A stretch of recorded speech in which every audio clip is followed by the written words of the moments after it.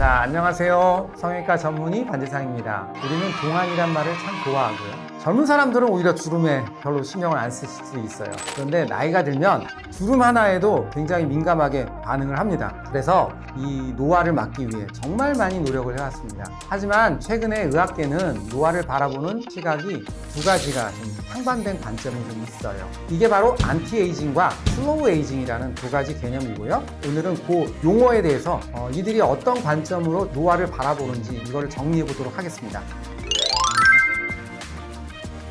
먼저 안티에이징에 대해서 말씀드리면, 안티라는 건 뭐냐면 정말 싫어해서 그거를 맞서 싸운다는 개념이고요. 이거는 노화를 병으로 보고 있는 거예요. 그래서 방법도 굉장히 적극적이고 공격적입니다. 대표적인 게 제가 하는 성형수술, 예를 들면 안면거상, 지방이식, 이런 것들이 바로 안티에이징 치료고요. 내적으로 보면은 갱년기 여성, 남성을 위한 호르몬 보충요법, 당뇨약으로 쓰는 메트포르민 같은 물질을 이용한 항노화 치료, 아직은 동물 실험에서만 증명이 되었지만 라파마이신 등을 통해서 항노화 약물 등을 섭취하는 이런 방식이 바로 안티에이징이라고 보시면 될 것 같아요. 이런 치료들은 단기간에 눈에 띄는 효과를 보여준다는 점이 가장 큰 장점이지만, 단점은 비용도 많이 들고 장기적인 안전성에 대해서는 아직도 논란이 있고요. 과연 이렇게 많은 비용을 썼는데도 불구하고 이게 어느 정도 효과가 있을지에 대해서는 아직은 인체 실험에서는 명확히 증명이 된 거는 아닙니다. 그래서 안티에이징은 빠른 효과를 원하시는 분들에게는 매력적이지만 비용적인 측면과 리스크 관리 차원에서는 조금 부정적인 면이 있을 수도 있습니다.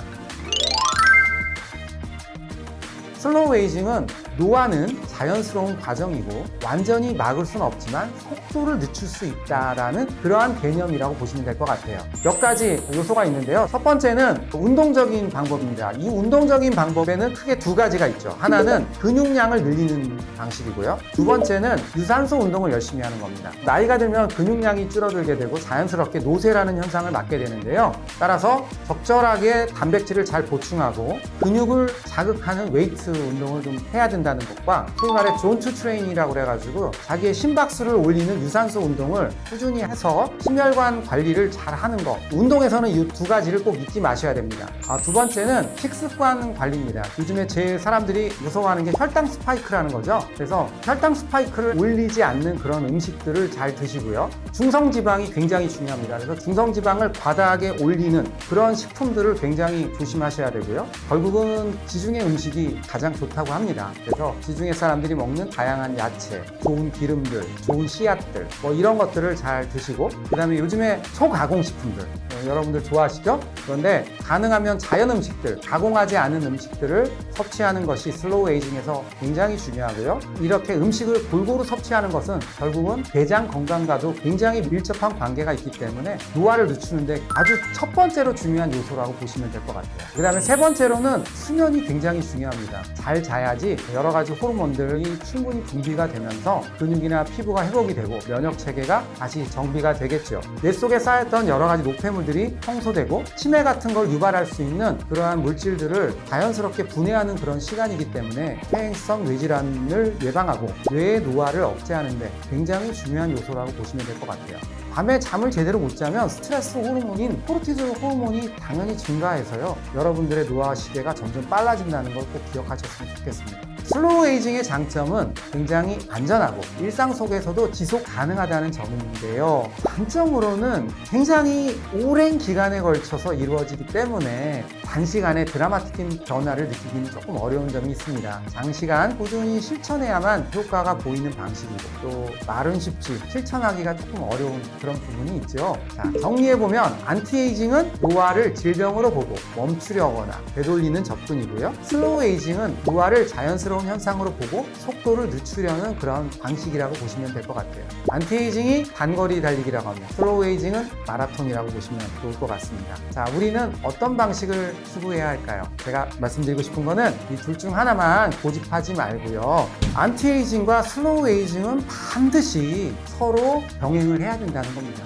우리 몸은 한번 태어나서 누구나 다 흙으로 돌아가지 않습니까? 이 한정된 시간을 얼마나 보람있고 가치있게 사느냐가 가장 중요하고요. 60 이후에 정말 자기 인생을 펼쳐보려고 하는 순간 몸이 건강하지 않아서 병상에서 누워가지고 80까지 보내는 그런 슬픈 일이 있어서는 안 되지 않겠습니까? 또 하나는 너무 얼굴이 늙어 보여서 계속 거울을 바라볼 때마다 자기가 노인이라는 생각을 갖고 자꾸 우울해지고 이러한 기분이 든다면 정말 저는 슬픈 일인 것 같아요.